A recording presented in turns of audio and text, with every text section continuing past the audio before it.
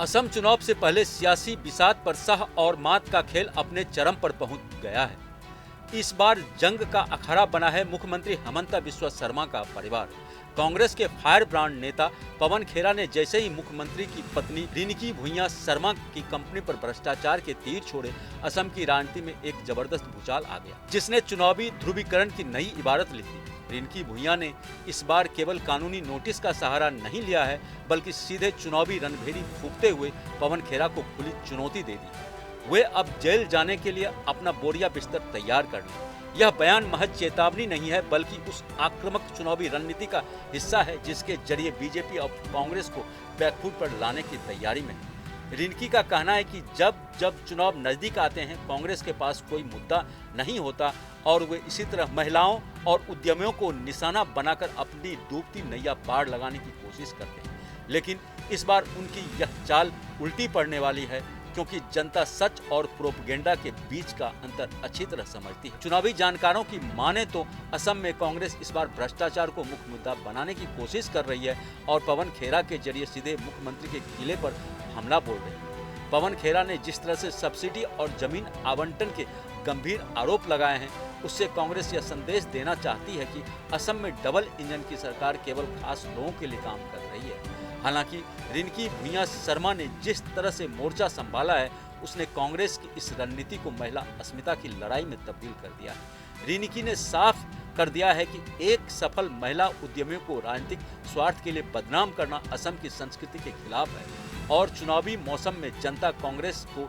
इसका करारा जवाब देगी। उन्होंने 100 करोड़ के मानहानि मामले को अब एक जन आंदोलन की तरह पेश करना शुरू कर दिया है, जिससे यह साफ है कि आने वाले चुनाव में यह मुद्दा गलियों और नुक्कड़ों तक गूंजेगा। बीजेपी भी इस मुद्दे को भुनाने में पीछे नहीं है और वह इसे असम की बेटी के अपमान से जोड़कर चुनावी रैलियों में पेश करने की कोशिश कर चुकी है। असम की राजनीति के जानकार मानते हैं कि पवन खेरा के आरोपों ने विपक्ष को एक संजीवनी तो दे दी है, लेकिन रिनकी भुइयां की जेल वाली चेतावनी ने इस पूरे नैरेटिव को पलट कर रख दिया है। अब चुनावी चर्चा विकास कार्यों से हटकर साख की लड़ाई पर टिक गई है, जहां एक तरफ पवन खेरा के पास अपने दस्तावेजों को साबित करने की चुनौती है, तो दूसरी तरफ रिनकी भुइयां के पास अपनी बेगुनाही और संघर्ष की कहानी है। रिनकी ने सार्वजनिक तौर पर कहा कि वे किसी भी जांच का सामना करने के लिए तैयार हैं, लेकिन जो झूठ कांग्रेस के नेताओं ने दिल्ली के एसी कमरों में बैठकर बुना है, उसका पर्दाफाश हुए असम की अदालतों और जनता की कचहरी में करके रहे। चुनावी फिजा में अब यह चर्चा आम है कि क्या कांग्रेस का यह दौर उन्हें सत्ता के करीब ले जाएगा या फिर रिनकी भुइयां की आक्रामकता कांग्रेस के लिए आत्मघाती साबित होगी। जिस तरह से मुख्यमंत्री हेमंत बिस्वा शर्मा अपनी पत्नी के बचाव में उतरे हैं और कानून की दुहाई दे रहे हैं, उससे साफ है कि इस बार चुनाव सिर्फ सड़कों पर नहीं बल्कि कोर्ट रूम में भी लड़ा जाएगा।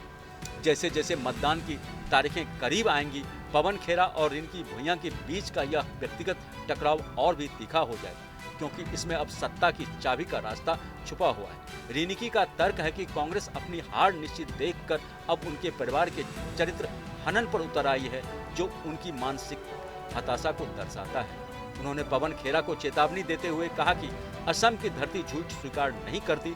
जो लोग यहाँ की महिलाओं की मेहनत पर सवाल उठाते हैं, उन्हें कानून के साथ साथ जनता भी माफ नहीं करेगी। कांग्रेस की ओर से पलटवार जारी है और उनका दावा है कि यह लड़ाई किसी व्यक्ति विशेष से नहीं बल्कि सरकारी तंत्र के दुरुपयोग के खिलाफ है। लेकिन फिलहाल पलड़ा रिनकी भुइयां का भारी नजर आ रहा है, क्योंकि उन्होंने कानूनी कागजातों के साथ साथ भावनात्मक कार्ड भी खेल दिया। कुल मिलाकर यह विवाद अब असम विधानसभा का टर्निंग पॉइंट बन चुका है, जहां रिनकी की एक एक लाइन चुनावी पोस्टरों और भाषणों की सुर्खियां बन रही है और पवन खेरा के लिए असम की कानूनी गलियां काफी सकड़ी होती नजर आ रही है।